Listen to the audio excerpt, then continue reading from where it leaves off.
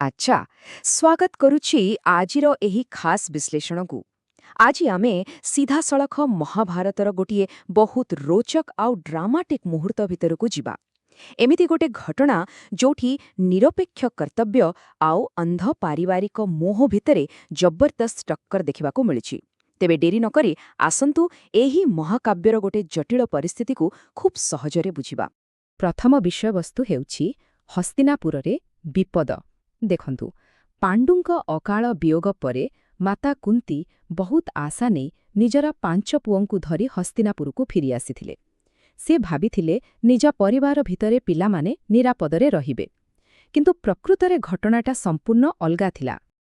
ଗୋଟିଏ ପଟେ ସ୍ପଷ୍ଟ ଜଣାପଡ଼ୁଥିଲା ଯେ ବାପାଙ୍କୁ ହରାଇଥିବା ପାଣ୍ଡବମାନଙ୍କର ସୁନ୍ଦର ବ୍ୟବହାର ଯୋଗୁଁ ହସ୍ତିନାପୁରର ପ୍ରଜାମାନଙ୍କ ଭିତରେ ସେମାନଙ୍କର ଲୋକପ୍ରିୟତା ଖୁବ୍ ଜୋରରେ ବଢ଼ିବାରେ ଲାଗିଥିଲା।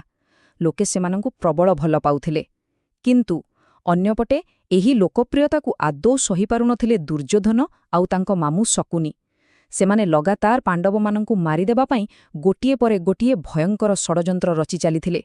ଭାବନ୍ତୁ ତ, ଗୋଟେ ପରିବାର ପ୍ରତିଦିନ କେତେ ବଡ଼ ବିପଦ ଦେଇ ଗତି କରୁଥିଲେ।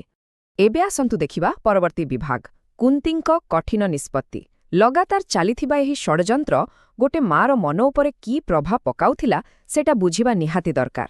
ନିଜ ଶ୍ୱଶୁର ଘରେ ରହି ମଧ୍ୟ କୁନ୍ତୀଙ୍କ ଲାଗୁଥିଲା ଯେମିତି ତାଙ୍କ ପିଲାମାନଙ୍କର ଜୀବନ ଆଦୌ ସୁରକ୍ଷିତ ନୁହେଁ। ଏଠାରେ କୁନ୍ତୀଙ୍କର ଏହି ହୃଦୟସ୍ପର୍ଶୀ କଥାଟିକୁ ଟିକେ ଧ୍ୟାନ ଦେବା। ଏଠାରେ ପ୍ରତି ପାଦରେ ଶତ୍ରୁତା ଅଛି। ଏହା କେବଳ ଗୋଟେ ସାଧାରଣ ବାକ୍ୟ ନୁହେଁ, ଏହା ହେଉଛି ଜଣେ ଭୟଭୀତ ତଥା ଅସହାୟ ମାର ଭିତିରି କୋହ। ସବୁଠୁ ଆଶ୍ଚର୍ଯ୍ୟର କଥା କ'ଣ ଜାଣିଛନ୍ତି? କୁନ୍ତୀ ନିଜେ ପିଲାଦିନେ ପୋଷ୍ୟକନ୍ୟା ଥିଲେ। ତେଣୁ ହସ୍ତିନାପୁରର ଏହି ଅଶାନ୍ତ ପରିବେଶରେ ତାଙ୍କର ଏକୁଟିଆପଣ ତାଙ୍କୁ ଆହୁରି ଡରାଉଥିଲା। ଶେଷରେ କୌଣସି ଉପାୟ ନ ପାଇ ନିଜ ପିଲାମାନଙ୍କୁ ବଞ୍ଚାଇବା ପାଇଁ ସେ ନିଜ ପିଲାଦିନର ବାପଘର ଅର୍ଥାତ୍ କୁନ୍ତୀଭୋଜଙ୍କର ରାଜ୍ୟକୁ ପଳାଇବା ପାଇଁ ଗୋଟେ ବହୁତ କଠିନ ନିଷ୍ପତ୍ତି ନେଇନେଲେ। ଆଉ ଏହାରି ଭିତରେ ଆସୁଛି ଆମର ପରବର୍ତ୍ତୀ ପର୍ଯ୍ୟାୟ, ଭୀଷ୍ମଙ୍କ ଚେତାବନୀ। ଦେଖନ୍ତୁ, ରାଜପ୍ରାସାଦରେ କୌଣସି ବଡ଼ କଥା କ'ଣ ବେଶୀଦିନ ଲୁଚି ରହିପାରେ? ଆଦୌ ନୁହେଁ। ଯେତେବେଳେ କୁରୁବଂଶର ସର୍ବମାନ୍ୟ ପିତାମହ ଭୀଷ୍ମ କୁନ୍ତୀଙ୍କର ଏହି ଲୁଚକାଳି ଯୋଜନା ବିଷୟରେ ଜାଣିଲେ, ସେ ସମ୍ପୂର୍ଣ୍ଣ ସ୍ତବ୍ଧ ହୋଇଗଲେ। ଜଣେ ଦୂରଦୃଷ୍ଟିସମ୍ପନ୍ନ ବ୍ୟକ୍ତି ହିସାବରେ ସେ ଭବିଷ୍ୟତର ଭୟଙ୍କର ପରିଣାମକୁ ସ୍ପଷ୍ଟ ଦେଖିପାରୁଥିଲେ। ଭୀଷ୍ମଙ୍କ ନଜରରୁ ଏହି ପରିସ୍ଥିତିକୁ ବୁଝିବାଟା ଏକଦମ ଜରୁରୀ। ଗୋଟିଏ ଦିଗରୁ ବିଚାର କଲେ ସେ କୁନ୍ତୀଙ୍କର ଏହି ଛାଡ଼ିଯିବା ନିଷ୍ପତ୍ତିକୁ ମହାନ କୁରୁବଂଶ ପାଇଁ ଗୋଟେ ବିରାଟ ବଡ଼ ଅପମାନ ବୋଲି ଭାବୁଥିଲେ। କାରଣ ଏହା ପ୍ରମାଣ କରୁଥିଲା ଯେ ରାଜପରିବାର ନିଜର ବୋହୂ ଆଉ ନାତିମାନଙ୍କୁ ସୁରକ୍ଷା ଦେବାରେ ସମ୍ପୂର୍ଣ୍ଣ ଫେଲ୍ ମାରିଛି। ଆଉ ଅନ୍ୟ ଦିଗରୁ ଦେଖିଲେ ତାଙ୍କ ପାଇଁ ଏହା ଖାଲି ଗୋଟେ ପାରିବାରିକ ଝଗଡ଼ା ନଥିଲା, ବରଂ ଧର୍ମ ଉପରେ ଅଧର୍ମର ମାନେ ଅନ୍ୟାୟର ଗୋଟେ ସିଧାସଳଖ ଆଉ ନିଶ୍ଚିତ ବିଜୟ ଥିଲା।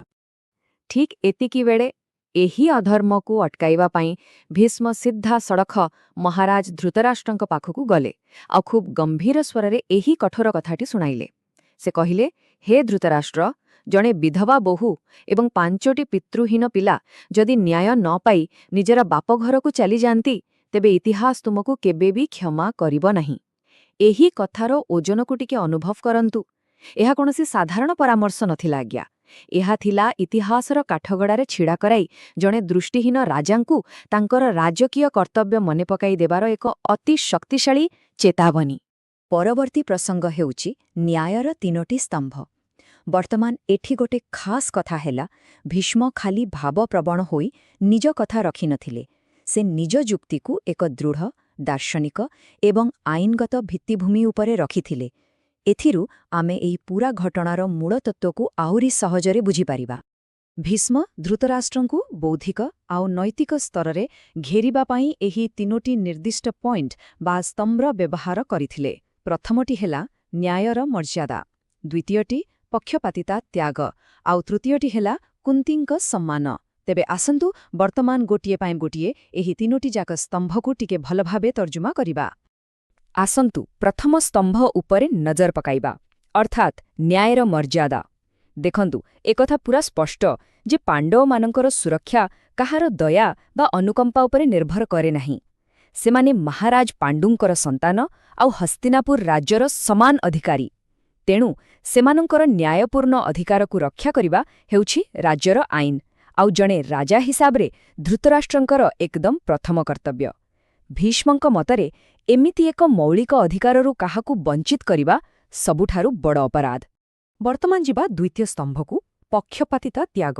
ବୋଧହୁଏ ଧୃତରାଷ୍ଟ୍ରଙ୍କ ପାଇଁ ଏଇଟା ହିଁ ସବୁଠାରୁ କଠିନ କଥା ଥିଲା। ଭୀଷ୍ମ ତାଙ୍କୁ ସଫା ସଫା ମନେ ପକାଇଦେଲେ ଯେ ଆଜ୍ଞା, ସେ ପ୍ରଥମେ ସମଗ୍ର ହସ୍ତିନାପୁରର ରାଜା, ତାପରେ ଯାଇ ଦୁର୍ଯ୍ୟୋଧନର ବାପା। ଗୋଟେ ପ୍ରକୃତ ରାଜା ସବୁବେଳେ ନିଜର ରାଜଧର୍ମକୁ ନିଜ ପୁଅ ପ୍ରତି ଥିବା ସ୍ନେହ କିମ୍ବା ବ୍ୟକ୍ତିଗତ ଦୁର୍ବଳତାଠାରୁ ଉପରେ ରଖିବା ଦରକାର। କାରଣ ଆମେ ସମସ୍ତେ ଜାଣୁ, ପକ୍ଷପାତିତା ହିଁ ନ୍ୟାୟର ସବୁଠୁ ବଡ଼ ଶତ୍ରୁ। ଆଉ ଏବେ ତୃତୀୟ ସ୍ତମ୍ଭ, କୁନ୍ତୀଙ୍କ ସମ୍ମାନ। ପ୍ରକୃତ ନ୍ୟାୟ କ'ଣ? ଖାଲି କାଗଜପତ୍ରରେ ଲେଖା ହୋଇ ରହିବା ଉଚିତ? ଆଦୌ ନୁହେଁ। ଯାହା ପ୍ରତି ଅନ୍ୟାୟ ହେଉଛି, ସେ ନିଜେ ସେହି ନ୍ୟାୟକୁ ଅନୁଭବ କରିପାରିବା ଦରକାର। ଭୀଷ୍ମ ଦାବି କଲେ ଯେ କୁନ୍ତୀ ଆଉ ପାଣ୍ଡବମାନଙ୍କୁ କେବଳ ମିଛ ସାନ୍ତ୍ୱନା ନୁହେଁ, ବରଂ ସେମାନଙ୍କର ପ୍ରକୃତ ହକ୍ ଆଉ ସୁରକ୍ଷା ମିଳିବା ନିହାତି ଜରୁରୀ।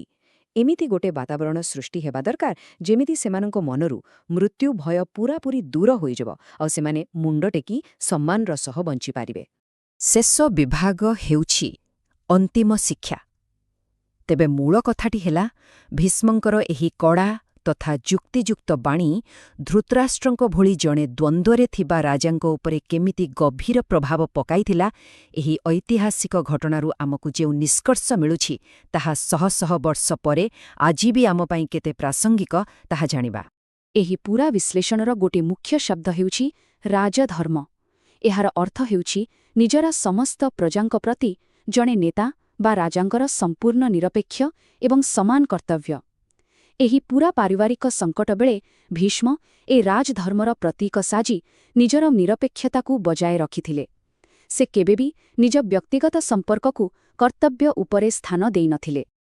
କିନ୍ତୁ ଠିକ୍ ଏହାର ଉଲ୍ଟା ଶବ୍ଦଟି ହେଉଛି ପୁତ୍ରମୋହ, ମାନେ ନିଜ ପୁଅ ପ୍ରତି ଏମିତି ଏକ ଅନ୍ଧ ଆଉ ପକ୍ଷପାତିତା ଭରା ଭଲପାଇବା ଯାହା ମଣିଷର ଠିକ୍ ଭୁଲ ବିଚାର କରିବା କ୍ଷମତାକୁ ହିଁ ନଷ୍ଟ କରିଦିଏ। ଆମକୁ ଏଠି ବୁଝିବାକୁ ହେବ ଯେ ଧୃତରାଷ୍ଟ୍ରଙ୍କ ବ୍ୟକ୍ତିତ୍ୱର ସବୁଠାରୁ ବଡ଼ ଦୁର୍ବଳତା ଏହି ପୁତ୍ରମୋହ ହିଁ ଥିଲା। କେବଳ ଏହି ଅନ୍ଧ ମୋହ ପାଇଁ ସେ ବାରମ୍ବାର ନିଜର ରାଜଧର୍ମ ଭୁଲି ଯାଉଥିଲେ ଆଉ ନ୍ୟାୟ ରାସ୍ତାରୁ ଖସି ଯାଉଥିଲେ। ଆଉ ଏହି ଘଟଣା ଆମକୁ ବହୁତ ବଢ଼ିଆ ଭାବରେ ପ୍ରମାଣ ଦେଉଛି ଯେ ମହାଭାରତର ପ୍ରକୃତ ଯୁଦ୍ଧ କେବଳ କୁରୁକ୍ଷେତ୍ର ମାଟିରେ ଲଢ଼ାଯାଇନଥିଲା, ବରଂ ଏହା ଥିଲା ମଣିଷ ମନ ଭିତରେ ଚାଲିଥିବା ଗୋଟେ ଲଗାତାର ସଂଘର୍ଷ। ଗୋଟିଏ ପଟେ ଭୀଷ୍ମ ଅଛନ୍ତି, ଯିଏ ସବୁ ପରିସ୍ଥିତିରେ ନ୍ୟାୟର ଏକ ମଜବୁତ ପାଚେରୀ ହୋଇ ଠିଆ ହୋଇଛନ୍ତି, ଆଉ ଅନ୍ୟପଟେ ଅଛନ୍ତି ଧୃତରାଷ୍ଟ୍ର, ଯାହାଙ୍କର ଅନ୍ଧମୋହ ସବୁବେଳେ ଧର୍ମ ଆଉ ନ୍ୟାୟ ପ୍ରତିଷ୍ଠା ବାଟରେ କଣ୍ଟା ସାଜିଛି। ଜଣେ ନେତାଙ୍କର ନିଜ କର୍ତ୍ତବ୍ୟ ଆଉ ବ୍ୟକ୍ତିଗତ ଭାବନା ଭିତରେ ଥିବା ଏହି ଚିରନ୍ତନ ସଂଘର୍ଷର ଏହାଠାରୁ ଭଲ ଉଦାହରଣ ଆଉ କ'ଣ ବା ହୋଇପାରେ? ତବେ ଆଜିର ଏହି ଆଲୋଚନାକୁ ଶେଷ କରିବା ପୂର୍ବରୁ ଗୋଟେ ବହୁତ ଗୁରୁତ୍ୱପୂର୍ଣ୍ଣ ପ୍ରଶ୍ନ ଉପରେ ଟିକେ ବିଚାର କରାଯାଉ। ଅନ୍ଧମୋହ କ'ଣ ସବୁବେଳେ ନିରପେକ୍ଷ ନ୍ୟାୟ ରାସ୍ତାରେ ପ୍ରତିବନ୍ଧକ ସାଜିବ? ଏହା ଏମିତି ଏକ ଜଟିଳ ନୈତିକ ଦ୍ୱନ୍ଦ୍ୱ ଯାହା କେବଳ ମହାଭାରତ ଯୁଗରେ ସୀମିତ ନଥିଲା, ବରଂ ଆଜିର ଆମ ସମାଜ, ରାଜନୀତି ଏବଂ ଦୈନନ୍ଦିନ ପାରିବାରିକ ଜୀବନରେ ବି ସମାନ ଭାବରେ ଦେଖିବାକୁ ମିଳୁଛି। ଏହି ଦ୍ୱନ୍ଦ୍ୱ ବିଷୟରେ ନିଶ୍ଚୟ ଖରେ ଚିନ୍ତା କରିବେ। ଆଜିର ଏହି ବିଶ୍ଳେଷଣରେ ଆମ ସହ ଯୋଡ଼ି ହୋଇଥିବାରୁ ଅନେକ ଅନେକ ଧନ୍ୟବାଦ। ଆଶା କରୁଛି ଏହା ଖୁବ୍ ରୋଚକ ଲାଗିଥିବ। ଆଜି ପାଇଁ ଏତିକି। ପୁଣି ଦେଖାହେବ ଏକ ନୂଆ ଏବଂ ଚିତ୍ତାକର୍ଷକ ବିଷୟବସ୍ତୁ ସହିତ। ନମସ୍କାର।